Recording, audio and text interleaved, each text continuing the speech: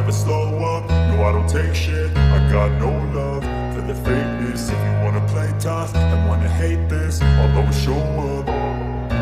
I don't ever slow up, no I don't take shit. I got no love for the fakeness. Dalam chapter sebelumnya, kita melihat berbagai momen epik dan menarik. Contohnya, pertarungan Yamato, Momonosuke, dan Red Scabbard menghadapi Aramaki. Kemudian, kita juga melihat bagaimana sosok Shanks muncul di Wano yang banyak meraih perhatian. Dan yang juga tidak kalah menarik adalah kabar tentang Sabo. Sebelumnya, seperti yang kita ketahui bahwa sosok Sabo dikabarkan tewas. Namun, ternyata nyawa Sabo dalam keadaan baik-baik saja. Bahkan, misinya untuk membebaskan Kuma pun berhasil. Meskipun begitu, Sabo sendiri mendapatkan fitnah di mana dia menjadi kambing hitam atas kematian Nefertari Cobra. Lalu, apa saja hal menarik yang muncul di chapter One Piece 1055? Terdapat sebuah lorong rahasia yang mengarah pada sebuah tangga yang panjang, yang terbuka di bawah tanah. Robin dan Sukiyaki kemudian menyusuri jalan tersebut, bersama Law. Sukiyaki mengaku bahwa dia tidak pernah mengatakan apapun kepada Kaido dan Orochi mengenai keberadaan jalan rahasia ini. Namun, salah satu dari anak buah Kaido, Jack, yang merupakan manusia ikan, mampu menemukan poneglyph tersebut. Robin sendiri bertanya mengapa manusia ikan mampu menemukan poneglyph. Dan Sukiyaki menjelaskan bahwa akan lebih baik jika Robin dan Law melihatnya sendiri. Hal ini seolah mengonfirmasi bahwa manusia ikan sepertinya memang memiliki peran penting di masa lalu.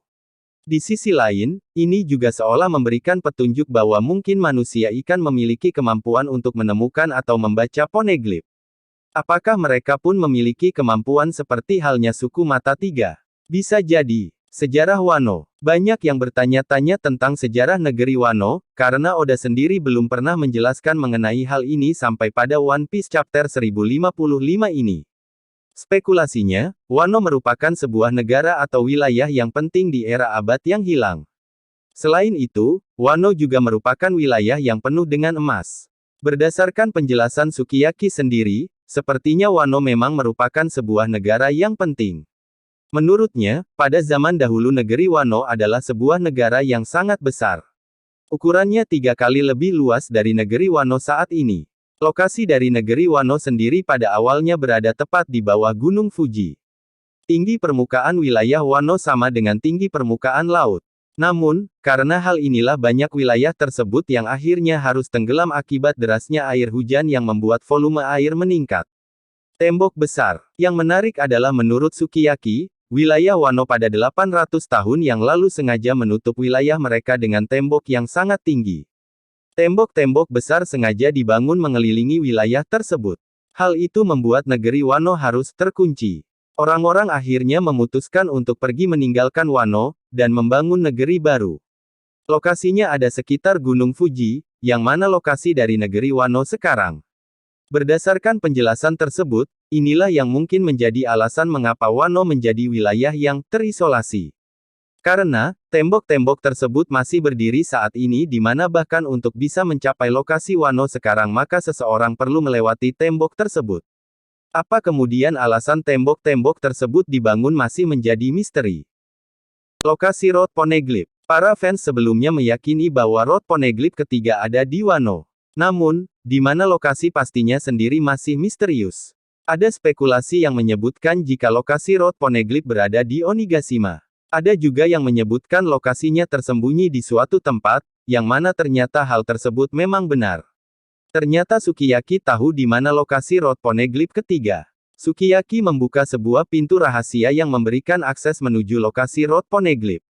Setelah melihat Road Poneglyph tersebut, Robin kemudian menjelaskan bahwa mereka hanya tinggal menemukan satu lagi Road Poneglyph untuk bisa pergi ke Laugh Tale. Artinya, kini misi besar Luffy dan kelompok topi jerami sudah selesai untuk menemukan Road Poneglyph ketiga.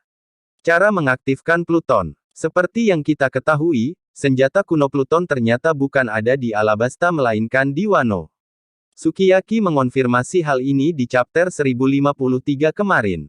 Dalam One Piece chapter 1055 ini Sukiyaki kemudian mengajak Robin dan Law ke tempat di mana Pluton berada.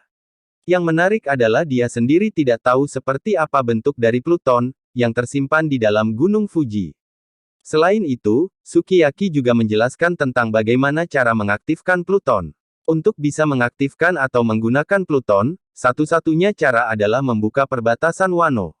Membuka perbatasan Wano artinya menghancurkan seluruh tembok-tembok besar yang mengelilingi Wano. Dengan begitu, Pluton akan bisa mereka gunakan. Inilah alasan mengapa Oden begitu berambisi membuka perbatasan Wano. Haki Shanks. Selain tentang sejarah Wano, yang paling luar biasa dari chapter ini juga adalah konfirmasi bagaimana sosok Shanks adalah pengguna haki terhebat. Hal ini bisa kita lihat bagaimana haki dari Shanks mampu dirasakan oleh Luffy, Zoro, dan yang lain, di mana jaraknya sendiri cukup jauh. Bahkan, Aramaki sendiri mampu merasakan hawa atau haki dari sosok Shanks. Artinya memang haki Shanks sangatlah luar biasa. Seperti yang Kia ketahui, Shanks merupakan karakter dan juga Yonko yang tidak menggunakan kekuatan buah iblis. Namun, dia sangat mengandalkan kemampuan hakinya. Dan sudah banyak momen yang memperlihatkan kedahsyatan dari sosok Shanks dan juga hakinya. Namun, di chapter 1055 ini seolah menjadi konfirmasi yang sangat nyata tentang haki Shanks. Dalam pertarungan antara Shanks dan Aramaki, terlihat bagaimana level kekuatan para admiral yang berada di bawah Yonko.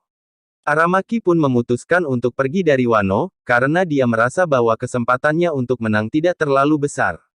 Chapter 1055 kembali menghadirkan banyak poin penting dalam seri One Piece. Apalagi, hal yang membahas mengenai sejarah negara Wano yang Sukiyaki ungkapkan kepada Law dan Robin. Sedikit demi sedikit akhirnya kita mulai mengetahui tentang apa yang terjadi kepada Wano dan juga rahasia di balik semua itu. Juga, kita akhirnya tahu di mana lokasi Road Poneglyph ketiga. Bagaimana pendapat kalian? Silakan komen di kolom komentar, dan dukung channelnya biar kami semakin semangat.